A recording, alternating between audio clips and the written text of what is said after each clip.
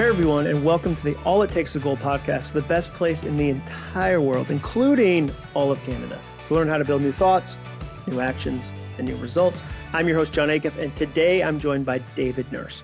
Who's that? I'm so glad you asked. David Nurse has been transforming the way hundreds of NBA stars play on the court for most of his career, which is why he wanted to talk to me. He was like, I definitely see some potential in Jon Acuff's NBA career. In fact, his method was dubbed as training athletes of the future because of his ability to teach them how to tap into different mindsets and become unstoppable. He's written 2 best-selling books, runs a successful motivational coaching business, and is a highly sought-after speaker hired by companies like Dell, Salesforce, ESPN, and the NBA to help thousands of employees and athletes develop unshakable mindsets. I'm big on mindset. I wrote a whole book about it called Soundtracks.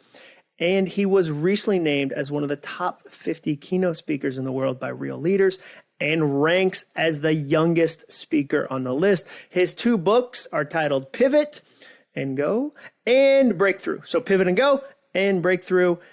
Thousands of people have read his books and love them. And today we get to have a really fun conversation. We've never met. It's one of these friends that we text with each other. We're on Instagram. We know a lot of the same people. We have a ton of overlap, but we've never actually met. This is our first face-to-face, at least virtually, conversation. And it was super fun. I can't wait for you to hear it. But first, a quick message about the sponsor of today's episode.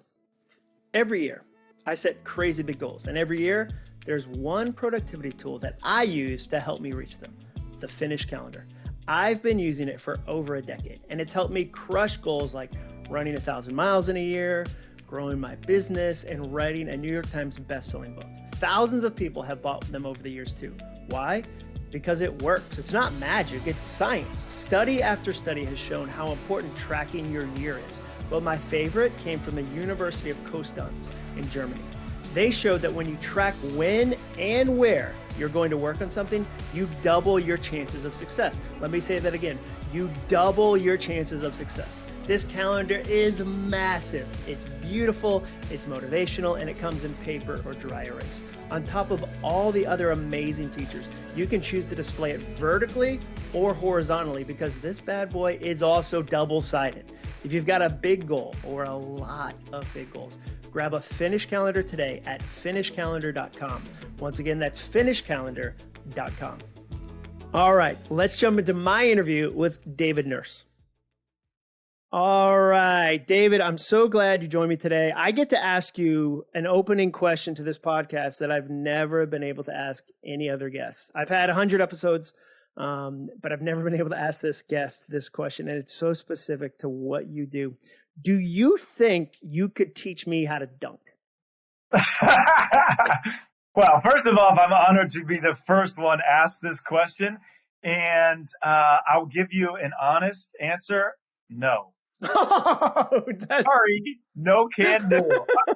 It's a funny question that you ask this because a lot of people will say, "Hey, yeah, you can develop this type of athleticism where you can dunk," and I think there's only a limit to what you're born with athletically in your vertical leap capacity. I did all the things back in the day, John. I was walking around in jump soles, which were supposed to make my calves stronger. I squatted a lot. Everything that I could barely touch the rim. And basketball was my thing, and I'm 6'2". So to answer, that's such bad news. I really thought there was a positive mantra you could teach me where I could I believe I can fly my way to tomahawks. Well, here's actually the other part of the answer. It depends what size, what height of hoop. We could lower it down to 7 foot, and then I could definitely help you. Dude, and I asked that question. People heard your intro about all the NBA work you've done. You've worked with more than 150 NBA players to teach them, coach them, help them get better at their game. So that's why I asked that question. I was afraid that was going to be your answer because I liked Bono. I'm only 5'7.5", and we've both really tried to accomplish a lot in that frame. And I looked it up once, and there's only been 7 players in the history of the NBA that have been my height or shorter. And they all had names like Muggsy and Spud. And I was like, I bet. But dude, I love that you were so honest right out of the gate. Tell people how you even got involved in the NBA because it's such a world unto itself. How did you first get involved in helping NBA players, being around the NBA? How did that happen? Yeah, and good news for you too, John. 3-pointers are now bigger than 2-pointers by far. So, like, you do actually have a shot. Just, yeah. I saw that Mark Wahlberg movie. He made the NFL, so I feel like anybody can keep chasing that dream. That's funny. Yeah, so, I mean, my whole life was based on playing in the NBA. I grew up in a small, middle-of-nowhere cornfields town of Iowa, and all I did was pour into playing basketball. Like, I had no backup plan. Grinding my way to play college basketball at Western Illinois. Still thought I was playing in the NBA. I go play overseas in Australia, Greece, and Spain, and to be honest, it's more like the Will Ferrell semi-pro league than it is actually getting close to the NBA. But here I am putting in 2-a-days, film study, development, optimization, and the rest of my team is just worried where the party is at and they're drinking beers at halftime. It's like the second division league in the middle of nowhere Basque region of Spain where you're watching game film in the Basque region of Spain and you're like, I got to get ready for these opponents. And they're off drinking and being like, we play in the Basque league. Why don't you pump the brakes a little bit? Yeah. Watch Will Ferrell semi-pro, and that was basically my life. So here I am thinking I'm still going to play in the NBA, no backup plan at all, and I get cut from this team. So it's basically like all my hopes and goals and dreams are turned upside down. My face is rubbed in the dirt. How old were you? For me, 24. Okay, so your whole life had been aimed toward this one destination. You're putting the pieces together. You've put hundreds and hundreds. You've done the Malcolm Gladwell 10,000 hours thing. You're working it. You get called into an office in Spain. Like, how does that happen? Yeah, I remember it vividly. We actually walked out of the first preseason game and into the mountain air, beautiful scenery up there in the Basque region. And I'm thinking here, like, wow, I just played a great game. Like, dude, this is awesome. Coach calls me over. He speaks English, and he just said, David, like, you can't cut it. We're going to send you home. And it just dropped in me, man. Like, my parents are phenomenal parents, but I wish they would have told me to have some kind of backup plan if basketball didn't work. Yeah. So I come back and I'm living on my parents' recliner chair, literally sleeping on the recliner chair in Kansas City, feeling bad for myself for 6 months. And here's the game changer. So my mom would always say these motivational and inspirational quotes, and it was usually whatever, mom, in one ear, out the other ear, not paying attention. But I was kicked back in the chair. She was doing dishes, and she said, David, when one door closes, remember this, exactly where I was at, 4 doors open in an entire beachfront patio overlooking the ocean. And I remember thinking, like, what? I thought it was like one door. What's this 4 doors and beachfront patio? And it hit me right there where this is an opportunity. Like, everything that had poured into my life to play into the NBA, it's not gone. It's not lost. It actually teaches me for something greater, more doors to open. These doors being, okay, now I'm going to use what I learned playing, optimization, film study, to coach players who had more God-given ability, 7-foot height, and coach in the NBA. So that all sounds great. You're probably thinking, you listen like, oh, great stuff, David. I didn't have any connections at the time. Like, I had 0 connections in the NBA. So I decided I'm going to handwrite a letter to every NBA GM. Hand wrote a letter, every NBA GM, mailed it out.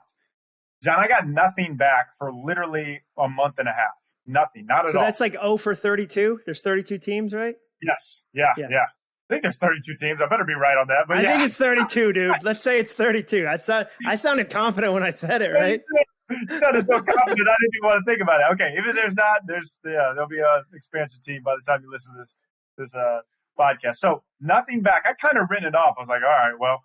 Then I get a call from, it was the GM of the Los Angeles Clippers at the time, Gary Sachs. And we just had a normal conversation. And he said at the end of it, if you're ever out in LA, look me up, we'll grab coffee. Basically, like, good luck with the rest of your life, kid. But to me, I took that as, okay, I'm doing that. So I booked a ticket to LA to be out there the next week. I stole some of my parents' money. I spent all of my money to act like I had a basketball camp so I didn't look desperate going out there. I prepared my butt off for this meeting. We hit it off, man. We had a great conversation, and literally every connection that I've got in the NBA has stemmed from Gary Sachs. When I move out to LA, I end up living with him for 6 months.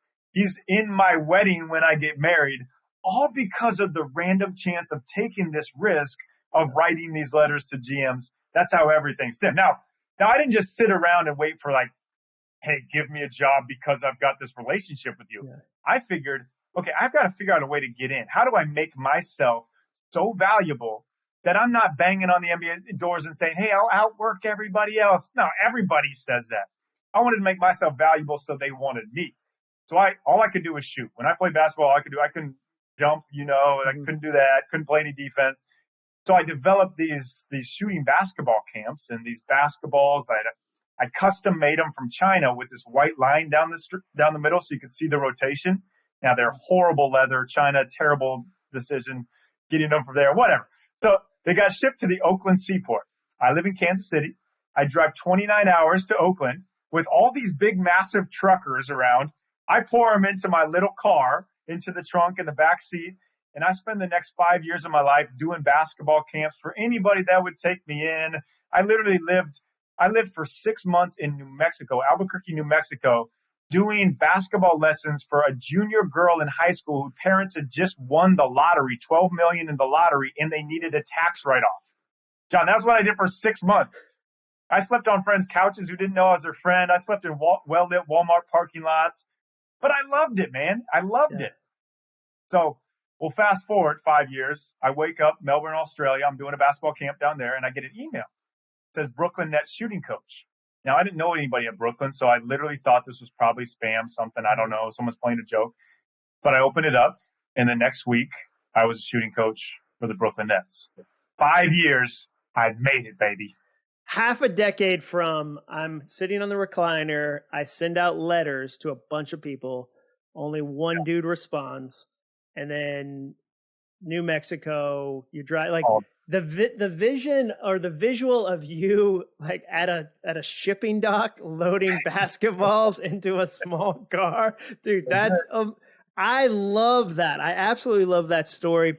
Were you always motivated like that? Were you the kid that like at 4 you had 9 paper routes and like you were like the go-getter always, or has it been a gradual progression, or was it the reality of, Spain just ended, basketball, me as the player just ended, I'm stuck if I don't do something? Like, how did you get into that level of, you can say hustle, motivation, positivity, whatever. How did that happen?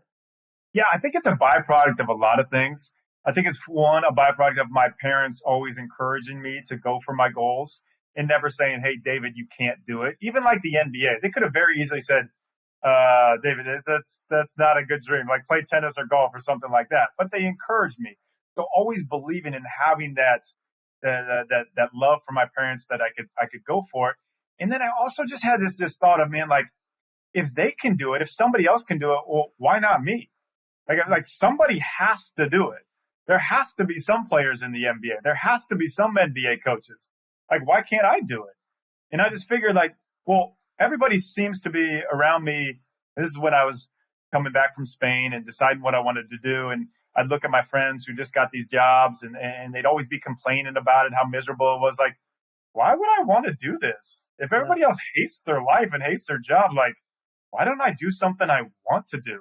So I think it's kind of a byproduct of that. But the biggest mindset to have is the why not me mindset. Not why me, or why is this happening to me, or why could I ever do this? No, why not me? Because somebody has to do it. Might as well be you.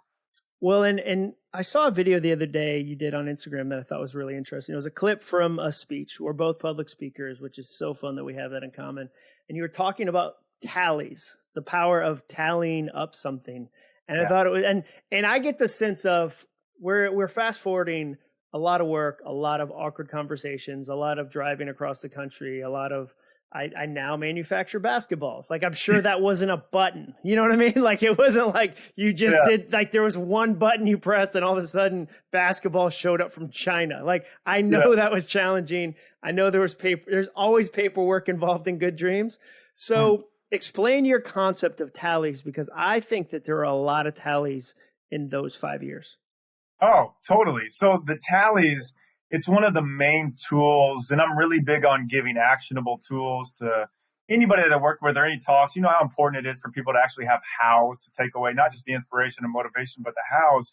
And the tallies, it's basically the preparation that you put in. So it's the confidence developed through the preparation you put in. So think about this.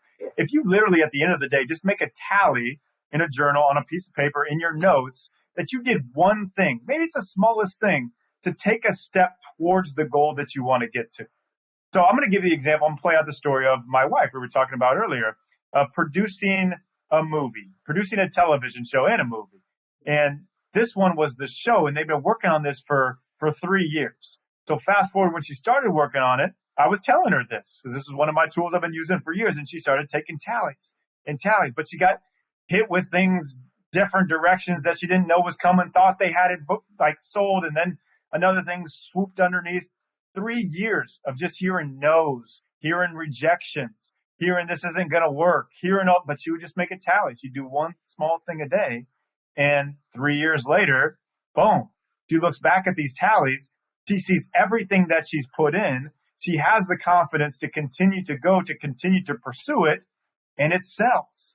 These tallies are reminders that you've put in the work. You are growing to get there. And I don't know exactly what the quote is, but it's something like, well, would you give up if you knew you were 2 days away from your success or 1 day away from your success and you put in years? Of course you would not give up. And these tallies are reminders that you're close. And I'm a big believer on this. God's timing is so much better than our timing. Like, he doesn't let us have things happen super quickly because we wouldn't be ready for them. And it's kind of my story with the Nets as we'll proceed on to that, how I got fired just right after I got that job. I wasn't ready for it. But back to your point, the tallies, looking back on them, give you a lot of confidence that you put in the work, you prepared, you can step onto that stage or wherever you're stepping out to with a lot of confidence. Well, so you hinted at that, get fired from the Nets. How soon do you get there? Because I think people like to ask the question like, oh, you've arrived. Like there's this belief that's taught sometimes that you get the one opportunity that changes everything and you only need the one opportunity, or you have the thing go viral. And I always say like, well, tell me what the double rainbow guy is doing right now. And no, it'll be like, well, he was able to parlay that into, like, no, he wasn't. It doesn't matter. Like, one hit isn't enough. You get to Brooklyn, you're the shooting coach there. How long are you there? How soon do you realize, oh, okay, I'm over my head? Like, what was that like?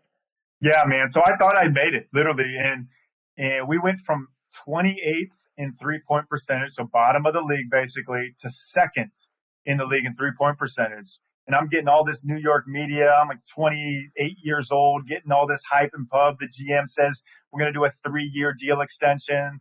And I'm all excited, like I made it. I was in the NBA. I'm in for good.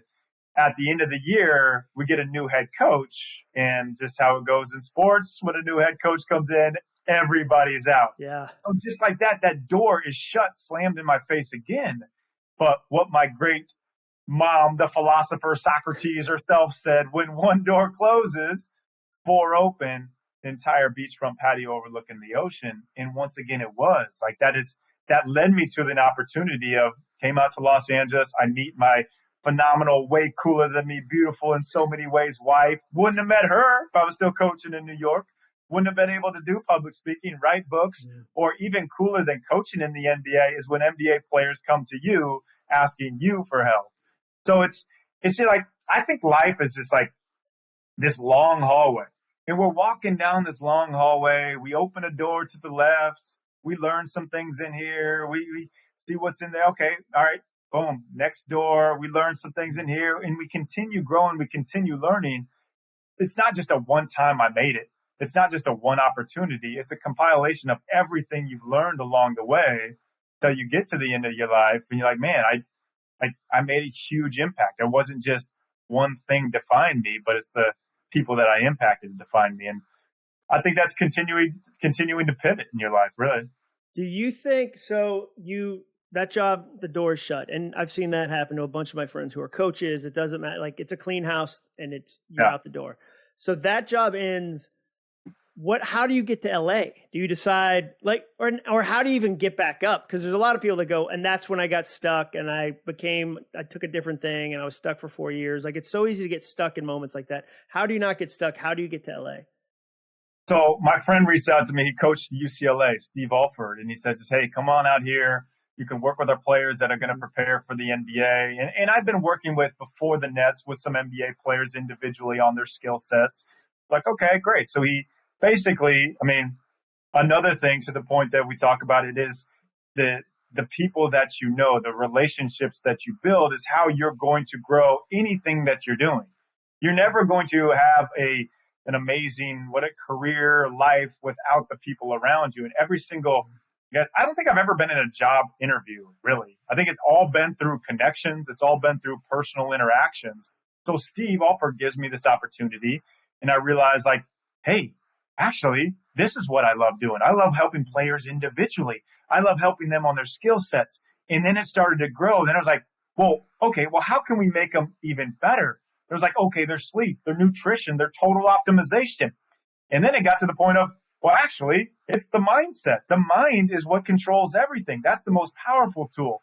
And then that kind of led me into, I'm training all these NBA players and just blessed to have some, like, there was a moment I had like 27 NBA studs in the gym in the summer in Santa Monica playing pickup. And like, if I would have looked at it, I'd been like, this is my dream. This is great. But I didn't feel fulfilled. I literally felt exhausted, worn out, was dreading waking up, going to the gym the next morning. But I realized I love not the X's and O's or teaching somebody a step back jumper, but I loved encouraging. I loved seeing these players get encouraged in their mission, encouraged in their improvements. I'm like, well, I love doing this part of it. Like, why don't I do this for other people? It's not just NBA players that like encouragement, that love that can benefit from this.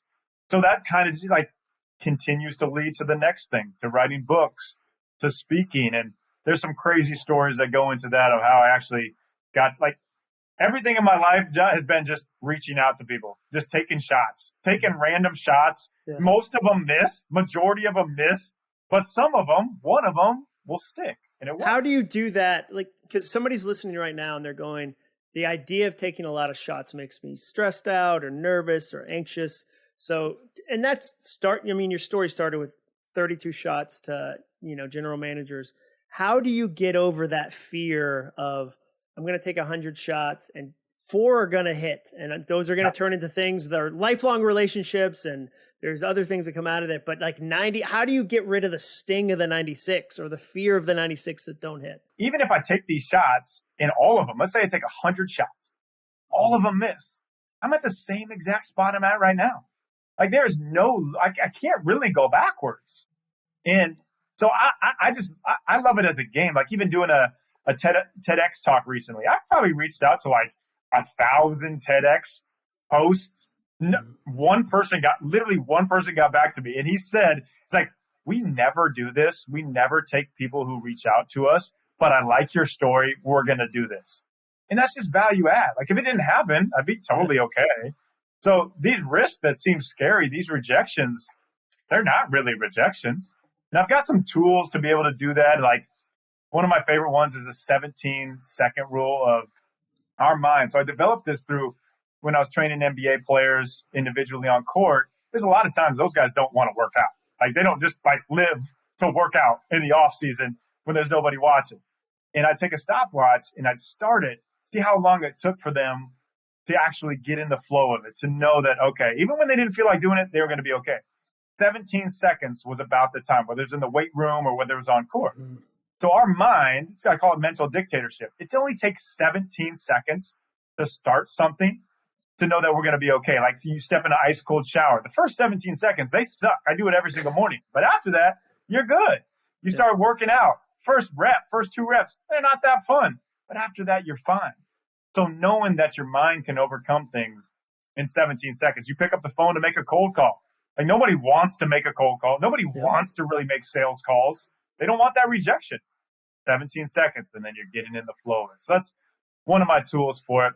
What are some other tools that you've seen? Because I love that the stuff you teach is, there's high level to it, there's MBA level to it as far as performance, but it's also relatable as far as, I'm a single mom, I've got something I'm working on, there's something I want to build. So what are some other tools that you would say, you know what, Jon, because that's what's unique about you, or one of the things is, I've worked with high performers, these 150 NBA players, coaches, CEOs, all that. And here's some tools that I've seen really successful people use. And here's how the person who might be feeling right now, like, well, I'm not an NBA player, I'm not a CEO. How did they use them? Yeah, totally. One of the reasons that I do these tools, they're simple tools, is because I'm not smart enough to talk over anybody's head. Like, I couldn't just talk so elegantly that you won't be able to know what I'm talking about. So I have to create these simple tools. So I'll give you a few of my favorite ones. So one of my favorite ones, and one of the biggest things that I see for just people in general, and it can also be for high-level athletes, is when our days get going, it's hard to stop. It's hard to be self-aware. It's hard to literally stop in the moment because we can become so overwhelmed. There's so much going on. There's so much pressure on us. But one of the best things is just snapping your fingers. So just a snap of your fingers is a physical cue. It's a trigger that's going to allow your mind to think snap. Okay. So snap stands for stop. So let's say my day's going crazy. I'll snap my fingers. Stop. Okay. Notice. The N is notice. So I notice what's going on. Like what the surroundings, the situation. I assess. The A is the assess. I'm assessing the situation. Well, why am I feeling like this? Why is there dishes just piled up here? Why is there kids screaming all over the place? And I assess the situation, how I got to this point. And then I simply pivot, which is just a small turn in perspective. It's not a huge drastic change, small turn in perspective that can change your entire perspective. So that snap allows me to stop, notice, assess, pivot.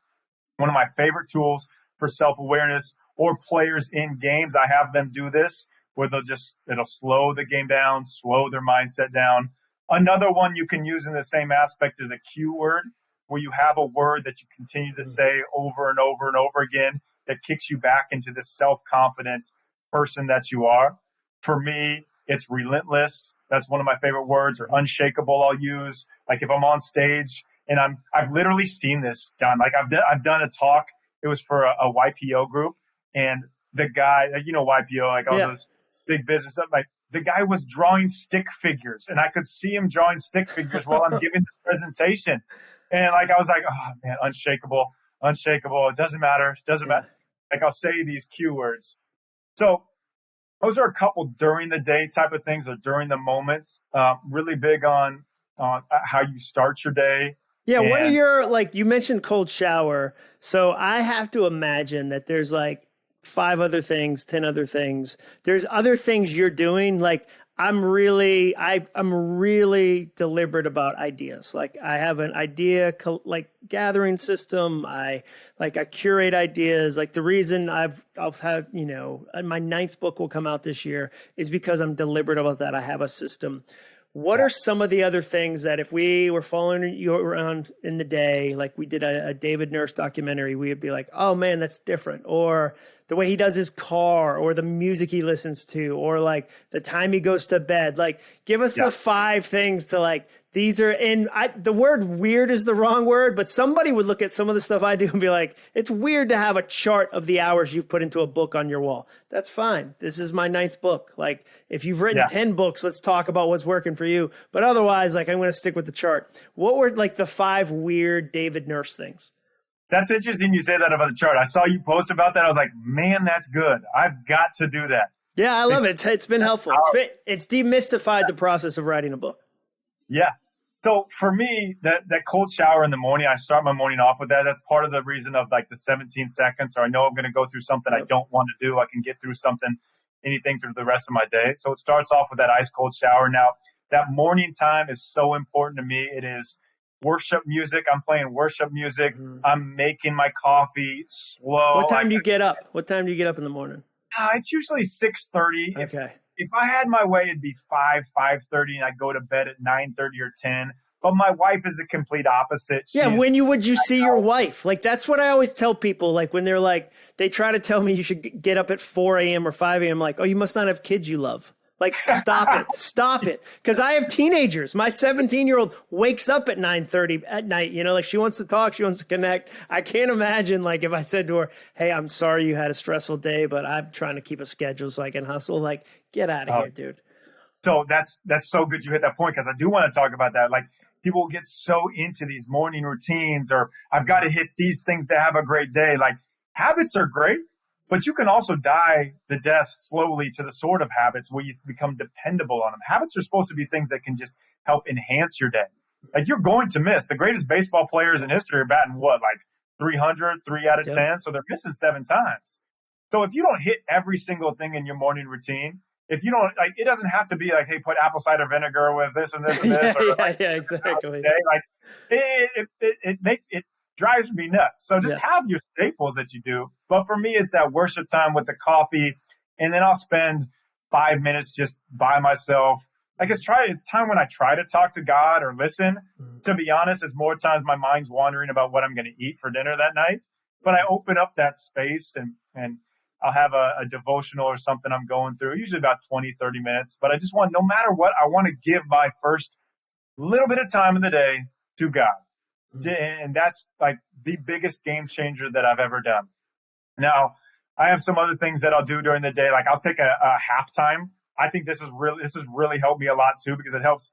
Like, there's a reason there's halftime in sports where they'll take a break and they'll assess the first half. Well, how'd it go? Okay. Yeah. Oh, this didn't work. Oh, this was great.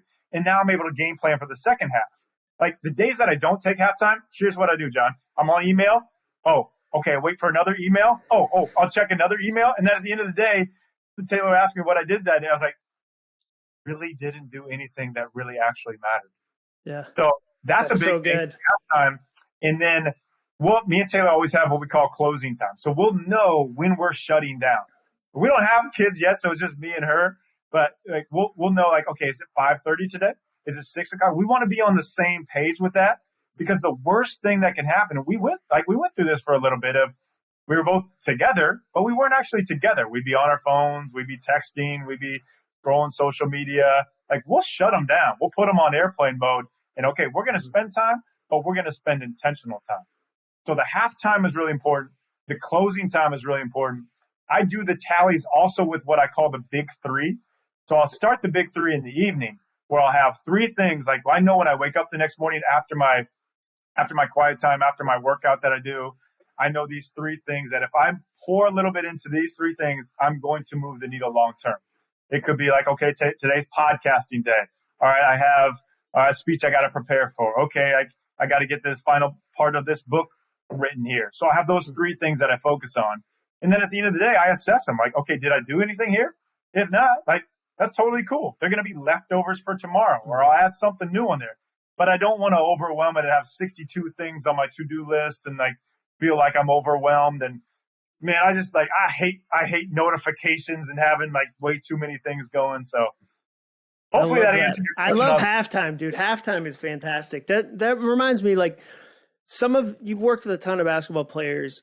Who that you've worked with is so dialed in, where you're like, like a Kobe level of focus, or like, because I would say, like, what's interesting is 20 years ago, 30 years ago, like, NBA players didn't even work out with weights. Like, they were like, you would see random dudes like Dan Marley and be like, that guy has guns, like Thunder Dan. Like, and then Jordan started working out with weights when the Pistons were beating him up, and like he got in with Tim Grover. Like, who that you worked with that you're like, oh man, they're measuring the matcha green powder every morning, and they're so like, because that's what I think, like Tom Brady, there's not an off season. Like, it's like, no, like the way you say it's just game.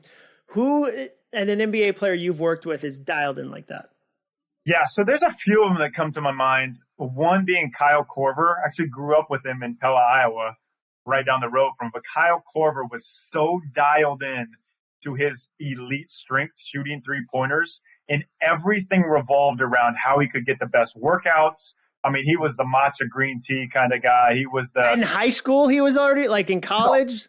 In the NBA. I mean, yeah, he started developing it late in college, but I'll tell this story in talks on how important it is to focus on your strengths.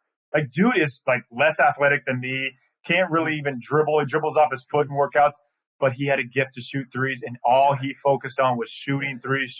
Instead of trying to do everything good, he did one thing great, made over $100 million in the NBA. So it's crazy. But we do shooting workouts, and he'd be like, David, watch, make sure I'm shooting every shot exactly the same way, robotic. And like, dude is unbelievable. And I talked to him afterwards, like, yeah, I think you did everything the same. He's like, no, this little detail, there's one. Like, wow. Like his attention to detail was phenomenal.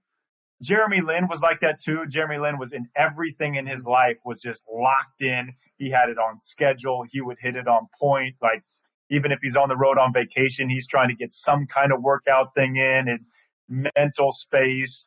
Norm Powell for the Clippers is just unbelievable on just, he's got to have his routine, his process. Yep. And his process, he's really like, he's a big teaching point on how important it is to focus on your process and not the results. If you focus on your results, the points per game, the accolades that you get, they'll never happen if you just focus on those. But if you fully pour into your process, your system, who you are, your process, your daily habits, it equals results. So he was monotonous on that. That's a good word too. Monotonous is a good word to describe that. Because I think we want it to be exciting, and success is often very, very boring. Like the work it takes, like is like, and you have to bring the passion through that segment because it's not going to be exciting when you're alone and you're Kyle Korver and you're shooting 1,000 shots and nobody sees that. Yeah, I'll give you the formula how I know within 5 minutes when I stepped on the floor with an NBA player and we started a workout, I knew if they had potential to be an all-star based on this alone. One, okay, let's go. Yeah. I worked with so many guys. I could tell, like, and it was starting to work. Like now, all-stars or all-star level is you got to get the votes too. Yeah. But so you have to have a extreme elite skill, a talent, and know what it is. Like Kyle, the shooting threes, you have to know what it is. So you have to have that talent. The second one is what I call insatiable drive. So this was the difference between if I had to tell a player, here's when we're going to work out, here's when you have to be at the gym, like let's go work out, not going to happen. If they didn't own it, like if you had to be the babysitter or the scheduler or the versus them going, hey, let's go. Is that what you're saying? Yep. It's what I call, do I drag you to the gym or do you drag me to the gym? Oh, come on, dude. That's so good. When you drag me to the gym, like, yeah, I know you have it.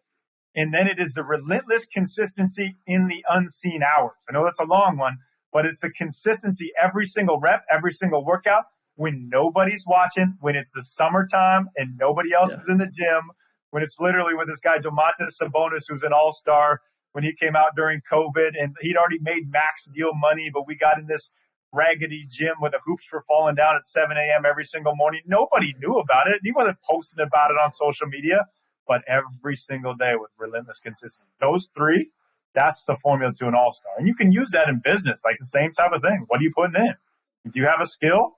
Like, are you the one putting in those extra hours? Are you passionate about it?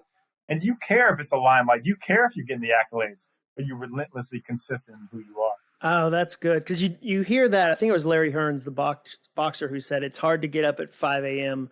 for training when you're sleeping on silk sheets. And that was essentially saying once you've got the big deal, like once you've got the thing, the backside is the accolade can actually dissuade you from doing it. If you've always said that as soon as I get the accolade, that's why you see like contracts that are bad where you go, they paid that player $100 million and they fell off. They're like, yeah, because they just wanted the $100 million. And as soon as they got it, they didn't do the work. I love that. So only two more questions, and they're super easy ones. One, what would you say is like your Mount Rushmore of nonfiction books that you love? Like, and there's two ways to answer this question, because sometimes I say what's on the Mount Rushmore, and that people go, I can't think of four. So if you can think of four, awesome. But if you can't, like, what's a book you've given away more than any other than your own? You've got Pivot and Go, you've got Breakthrough. Like, when it comes to nonfiction, what's on your kind of list of the list? Totally. And I think I give these books away more than I give away my own books because I think they're better. Essentialism. Essentialism by Greg McKeown. Unbelievable book. Talent Code. The Talent Code. Daniel Coyle. He also wrote The Culture Code. Two phenomenal books. Okay. Here's the best. I'll give you one before I give you the best one. Oh, build up. Let's go. Build up. The Captain's Class by Sam Walker. Phenomenal book. Never heard of it. John is going to, it's so good. I'll write it down right now. Captain's Class. I don't know how some of these authors get these incredible behind the scenes stories like they do, Like half the time I'm like, is that actually true? How did you get that access? Yeah. This is phenomenal. That in the best one, probably my favorite book outside of the Bible all time is The Ruthless Elimination of Hurry by John Mark Comer. Oh, yeah. Yeah. Unreal. I've read it, listened to it like 16 times, just so like we don't have to hurry in this life. It's not a race. I love that. Those are 4 answers nobody's given before. And I've asked a bunch of people that question. So congrats. Because sometimes like people feel stuck and I think they feel like they just kind of make up books. But often if you say like, what have you given away? You're like, oh, like Strength to Strength is a book I've given people. And that's a book that is phenomenal. Or like The Dip by Seth Godin, like that one I've given away. So it's fun to think through books you've actually given away. Last question. This one is the easiest one of the entire one. I mean, we started with, could you teach me how to dunk? And I thought your answer was going to be no. And it was in fact no. Where can people find out more about you? Website, davidnurse.com, social media. I think every handle is either David Nurse or David Nurse NBA. My podcast, which we're going to have you on right after this, is the David Nurse Show. And, or you can come out here. There's a place called Air One that's really, really healthy food, way too bougie, way too expensive, but the hot bar is great here in Los Angeles. And maybe you'll catch me there and we can kick it. Is that where you go the most? Do you eat the most there or something? Like, what are you, are you an investor? I've never asked somebody that question. They've been like, also, there's a really good restaurant. Like, are you an investor? You know what? I wish I was. You should be. It's kind of a funny running joke because it's like, it is the grocery store that it's like Whole Foods on steroids. It's even healthier, but it's the most expensive per item store. So you never buy groceries there. But the hot bar is so good. I used to take all my NBA players there. The funniest thing, John, is I social media, like the Instagram stories, I'd post, and you could look at like a running list of probably like 1,000 shout outs. And then on the 1,001, they hit me back like, oh, thank you for supporting. I was like, oh, I'm in. Can I get a deal? No deal, dude. No deal. No deal. When you're that good, you don't give deals. When you're, it's like Lululemon. I've reached out to them multiple times. Like, can I get a sponsorship? We're Lululemon. We don't need you, bro. They're doing all right. I have 2 teenage daughters. Lululemon is doing just fine, dude. They are crushing. I love that. That is so funny, man. I love it. I'm looking forward to being on your podcast. David, it was a blast to get to hang out with you. Thanks for doing it, man. I appreciate it. And you know what?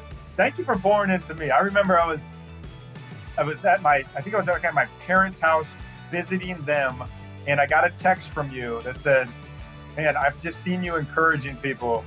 It's really, really cool to see. Something along the lines of just encouraging other people. And it meant a lot to me. So, awesome, dude. Yeah, I'm glad we're connected via text. I'm like you. Encouraging people is super fun. And it's fun to encourage people that are encouraging people. So that was my honor to get to do that. Love what you're doing. The books again, Pivot and Go and Breakthrough. Follow David Nurse on all the socials, and we'll make sure we have all the links and everything. So, David, thanks for joining us today. Thanks, John. Appreciate you. Thank you for listening to my interview today with David Nurse. We'll put all the links in the show notes as always, and thank you for reviewing my podcast. The reviews you write are super encouraging, so please keep those coming.